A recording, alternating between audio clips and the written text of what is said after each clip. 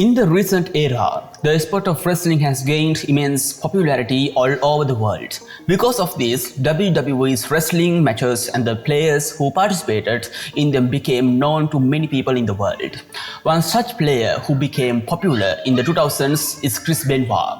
Although he earned millions of US dollars from his participation in WWE matches, his personal life was full of ups and downs. As a result, he committed suicide in 2007 after killing his wife and child.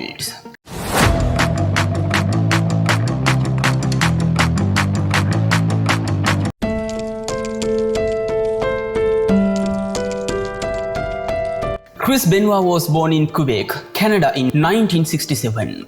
He started wrestling at a very young age and joined professional wrestling matches in 1985.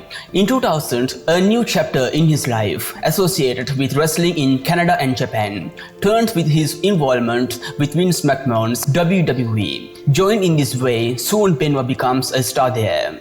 Chris Benoit is considered to be one of the most talented wrestlers the WWE has ever seen. Between 2000 to 2007, he achieved 22 tournament victories.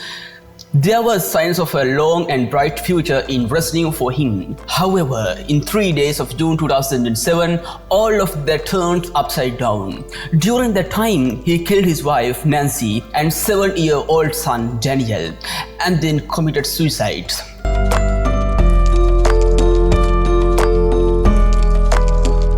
Chris Benoit won many of the wrestling matches he faced to the delight of the audience. Especially his exciting style of play impressed the audience. They were very appreciative of his great ability to bear pain, which was evident from him.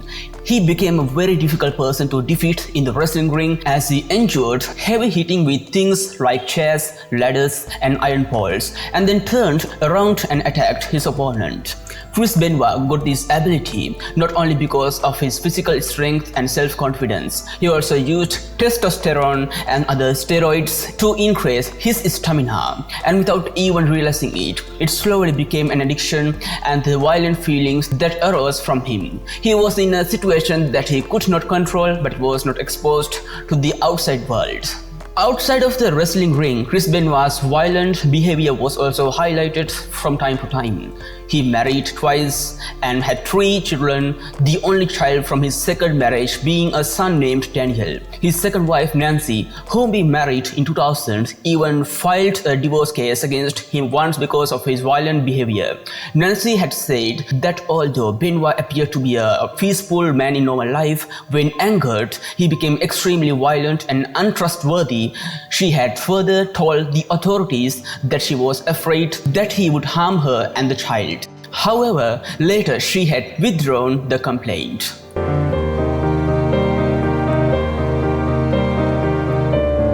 On June 24, 2007, Benoit was scheduled to participate in WWE's Vengeance match. It was in Houston, Texas. Many believed that he would win this, but he did not come to participate in the match that day. On the same day, he sent a strange text message to his friend Chavo Guerrero, a relative of the deceased wrestling champion Eddie Guerrero. It read, "Dogs kept in closed swimming pool area. Rear door left open." Chavo didn't take this too seriously, and when Benoit said that he didn't show up for the match that day, Chavo realized something was wrong. Because of this, he immediately took steps to inform the WWE authorities about it. As a result, WWE officials immediately called the police, who immediately sent an investigation team to Benoit's home in Fayetteville, Georgia. There they found Benoit, his wife Nancy, and their child Daniel dead. Inquiries revealed that Benoit had killed Nancy on June 22nd either in a sudden fit of rage or for some other reason. Benoit then overdosed Daniel with Xanax and eventually hanged himself with a rope from his gym. Before committing these murders, he has also read things like easiest ways to break necks on the internet. After killing Nancy and Daniel, Benoit, who placed Bibles on the bodies, committed suicide the next day.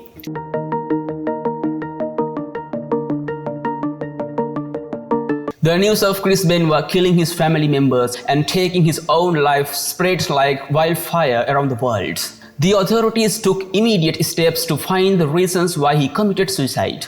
Tests revealed that Benoit's mind was damaged by testosterone and steroid use. Benoit's brain had 10 times the amount of testosterone in a similar person, and his heart was enlarged, suggesting he could die at any moment. However, due to his quick anger, it was finally decided that these murders and suicide had taken place. Research revealed that Benoit's brain showed signs of an 85-year-old with Alzheimer's disease. In addition to drug overdoses, frequent blows to the head during wrestling matches also caused this. Chris Benoit's close friends had noticed a change in his behavior since around 2005. In that year, the wrestling champion Eddie Guerrero died suddenly and Benoit had started behaving very strangely. The late Nancy's brother, wrestling champion Chris Jericho, said that Benoit would sometimes not come home for weeks.